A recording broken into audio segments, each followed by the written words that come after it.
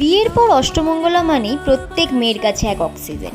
বিয়ের ঠিক ৮ দিনের মাথায় জোরে আমার নিজের বাড়ির আসার সে যে কি আনন্দ, সেটা সত্যিই ভাষায় প্রকাশ করা যায় না। আমাদের দুজনকে ভাই আনতে গেছিল। নিজের মানুষদেরকে এতদিন পর দেখে মনে হলো কত যুগ পর দেখলাম।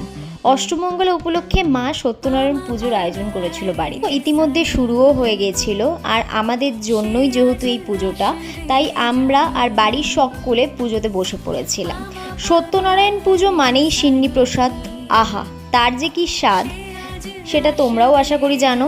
তোমাদের কার কার আমার মতন সিন্নি প্রসাদ খেতে খুব ভালো লাগে জানিও কিন্তু। সবশেষে সিন্নি প্রসাদ খেয়ে আজকের মিনি ব্লগটা আমরা শেষ করব। আমার মিনি ব্লগটা কেমন লাগলো অবশ্যই জানিও। চ্যানেলটাকে সাবস্ক্রাইব না করে থাকলে অবশ্যই সাবস্ক্রাইব করে দিও। যারা এখনও আমার বিয়ের মিনি ব্লগগুলো দেখোনি, চটপট চ্যানেলকে দেখে ফেলো। আর দেরি কেন করছো? For now, by.